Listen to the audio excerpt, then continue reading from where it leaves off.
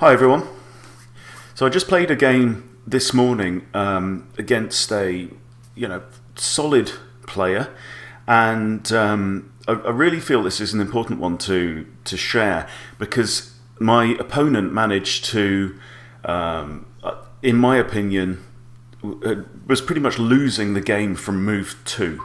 Okay, it's a great example in what not to do in the opening. So let's run through the game and just see how he loses the initiative immediately and never really gets back in the game at all. Okay, so he starts with e4, I play the Scandinavian, which is d5, and then he moves his queen out. I've been really noticing recently how easy it is to lose the initiative when you move your queen out. So obviously what he's thinking is, maybe he's thinking about, now he's got 2 attackers on d5, and I've only got 1 defender, which is my queen. But knight f6 means that the queen cannot take the pawn. The queen is under attack. The queen has to move somewhere else. So the queen moves back to f3. Now I've got a minor piece out in the board. He's got his queen out in the board. How can I continue to develop while taking advantage of the fact that my opponent has this weakness, quite honestly? So pawn takes pawn is pretty obvious. An alternative as well could be this bishop to g4, putting further pressure on the queen, but I decide to grab the pawn. The queen moves back. Now I play bishop g4, because if pawn f3 I can capture with the pawn, so that's resolving my doubled pawn issue there on the e-file. It's going to just create problems for him. So now he decides to come back in and attack, and this is not a bad move, because it's very difficult for me to protect the pawn here on b7, and obviously I have to take care of my rook. So what I decide to do is bring the bishop back down. I don't want the bishop hanging around there just to be kicked away. So I think, can I use it? Now, if the queen takes b7, which it does, I can now move the bishop to c6, and this is quite a common pattern. The queen can't take the pawn because of the rook, it can't take the knight because of the rook, can't take the rook because of the bishop. So everything is protecting everything else, and the queen really doesn't have that many squares to go to. I think she's only got these 2 to go to. So again, queen moves back up to b3, and let's look at the board. Right, the only developed piece on white's side is the queen, and we are 7 moves in. I've got a pawn in the middle of the board, which is probably not going to survive for very long, and 2 minor pieces out. So I decided, let's just have some fun. Let's carry on kicking this queen around. So bishop d5, and the queen moves again to g3. I develop my second knight, so I want to really take advantage of the fact that I've got a lead in development, and I'm going to start pressing on to either b4 or d4, and then ultimately my idea is to attack c2 with a fork on the king and the rook. White pushes a pawn. Now I think this is one of those really clumsy moves. It didn't have to be done. It's very easy. I mean, c3 would have prevented the knight from coming in, but c4 is weakening the pawn structure on the queen side, and this pretty much means that white has no option to castle on that side now. I simply move the bishop back, the pawn is protected by the knight, and I'm in a comfortable position. I am a little bit in my own way down there in front of the king. Now my dark square bishop is going to struggle to come out. White consolidates with b3, and I decide to push ahead with my assault with the knight, because there's no pawns that can protect it now. So really the only white could move his queen in there again to c3, or move the knight out to a3 as another option to defend that square. He moves the knight. Normally in this situation I would love to capture with the dark squared bishop, but I haven't been able to move my e-pawn yet. So I'm thinking now, let's fianchetto the dark squared bishop onto g7 and castle kingside, solidifying my position. white decides to put pressure on my knight with the bishop, and I move the knight back again, attacking the queen, forcing white again to have to move. So this is an interesting little move here, because white comes into my space, starting to look aggressive, but clearly the queen can't take the knight on f7, can't take the pawn on f6, can't take the pawn on c7, so it's really not very threatening. Obviously it means that my knight is kind of pinned here, because I don't want the queen to come in and capture h8, but I can now go ahead, fianchetto the bishop. Then when I castle, the king will be protecting the bishop. In fact, the bishop's also protected by the knight on f5. So, the fact that I've got now all my minor pieces are now developed means that I'm, controlling and defending lots of squares compared to white. Now, this is an interesting wrinkle in the game. White makes another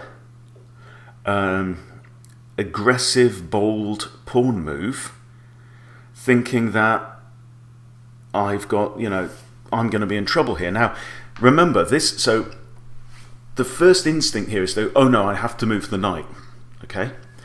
But there are always, it's always worth looking for other options. So the knight is actually defending the bishop there. So I can, if I move this knight out of the way, I've got a discovered attack on the queen, and the bishop itself is defended, so the queen can't capture. So I move knight to d7, and that's a double attack on the queen. So the queen is going to have to move again. Snatches the loose pawn. I'm not too concerned with that. And now, because the queen's moved out of the way, my bishop, well, these two dark squared bishops are eyeing each other up. Okay, and if either one captures the other one, then that's a big advantage, because there's potentially a rook capture as well, and I could even capture the knight here on a3. So moving my knight there again kicks the queen. So how many times in this game, well, I don't know what move are we on now? Move 15. How many times has this queen had to move? I'll just check on white side. So the queen has moved on move 2, 3, 4, 5, 6, 7, 8. And 13 and 15. Okay, that is a lot of moves for the queen, and that is why white is not in this game, right? White has developed nothing at all on the king side of the board, right? And this queen is just being pushed around the board and bullied. Okay, so queen moves back, defends the bishop. I decide that exchanging bishops at this point is okay. I'm still thinking I'm going to castle king side, and I go ahead and do that. Obviously, this g7 or h8 could be a huge risk when there's a queen on that long diagonal, but there's no dark squared bishop on the board, so how is that queen going to be supported in that attack? You can't really attack with one piece. So, now I'm in a position where I've completed development. Look at white's position. Got these two advanced pawns, and it's just really scrappy, it's really broken up. No development on the king side. You've got 3 pieces on the king side, and even the rook that are not involved in the game at all. And I'm pretty much done. So white launches quite an obvious attack on my rook. I simply move the rook out of the way, and also here now I'm pinning this pawn against the queen. So that pawn now cannot move, and this might prove to be important. White again makes a relatively feeble attack, just pushes a pawn towards my knight. I move my knight all the way back to the 8th rank, makes another feeble move, and now I move my knight to b6, which is a nice position. It's defended by 2 pawns, and now I'm also starting to think that this knight could at some point move to a4, attacking the queen, and the pawn cannot take because the rook would then be able to capture the queen. White develops his knight, and he's not noticed that for a few moves this pawn on g4 has been hanging, so I go ahead and capture the pawn. Knight comes in, but this knight is looking at h7 and f7, and the queen is on a dark square right now, so I'm not too concerned about this attack. I've also got the option of moving this knight onto f6 at some point. So what happens now is that I spot this square, e2, and if I can get my queen in there, that's checkmate, and the game is won. So this really means that white now has to think, and he thinks for a minute. And this is the move that white finds, which is a very decent move. So moves the bishop back to f1, attacking the queen. Also means the queen cannot come in to e2. The queen can't go to also e4 or e6 because of the knight. Can't go to e5 because of the queen, and can't go to e3 because of these pair of pawns. Okay, so I move my queen back now with like a triple threat. Okay, so white now again takes some time, 50 odd seconds, and now makes another good move. So attacks the bishop. Now, if the queen goes ahead and captures the knight, then this bishop is going to be pinned on the queen, and then just moving a pawn would win the bishop back. I clearly don't want to give up this bishop. This knight is not a major threat, but this bishop is doing a very, very good job, applying a lot of pressure there to e2. So I don't want to go with that exchange. So I develop my knight, again reconnecting my rooks, which is a good thing, and defending the bishop from the rook. Pushes a pawn anyway, and I simply move my bishop back to h5, where it's still looking at that vulnerable e2 square.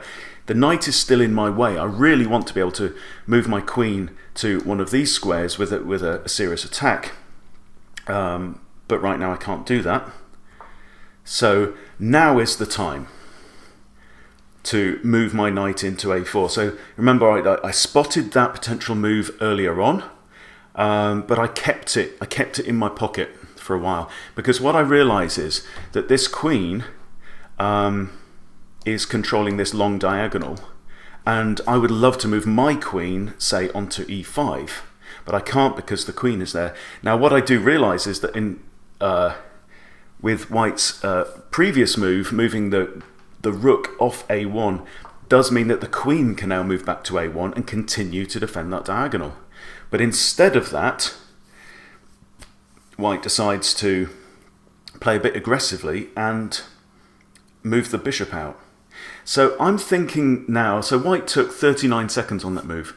I think this is a mistake, because now I can calculate, if I take the queen with my knight, bishop takes queen, knight takes bishop, and I'm a piece up. And my knight is actually safe there on b2. So that's what we do. I go ahead and capture. White has to capture the queen. And now I realise, actually, I don't have to take the bishop straight away, because I've got another good move. And it comes with check, which means it's a free move. So I move my knight into d3, forking the king and the rook. I snatch the rook, bishop moves out of the way, and I decide to exchange bishops because I'm now 5 points ahead. I'm a clear rook up in material, and that should be enough to finish the game, and indeed it does. So I snatch another pawn, and another pawn, giving away that pawn. I get check, then I can take white's last major piece off the board with a rook exchange. So now I'm 6 points ahead, now I'm 7 points ahead. And this is just a case of avoiding blunders, really, because this is a clearly won position. White goes ahead and goes for a knight exchange, which is probably not advisable at this point in time. Grabs the pawn, and there's quite a few more moves. I actually drop a pawn here. It is when you're in such a clearly winning position, it's I do find it. I do quite often make little mistakes or blunders, but it's just a straightforward finish now. Final exchange, and then that's the game is now won, and white goes ahead and resigns. But the key thing to take away from all of this is this move 2 by white, is where white really loses the game, because that opens the door. It lets me kick the queen around the board, all those queen moves, and develop my pieces and really control the game. And chess.com says, nice win, you were never in trouble. So yeah, the importance of not making silly loose moves at the beginning of the game. White did have an idea here to attack d5, I assume, but if you're going to do that, take your time. You've got 30 minutes on the clock in this case. Just take a moment to calculate it and think it through, because after f6, I'm already winning. And like we see, go on to win. Quite an easy chess game. Thanks for watching.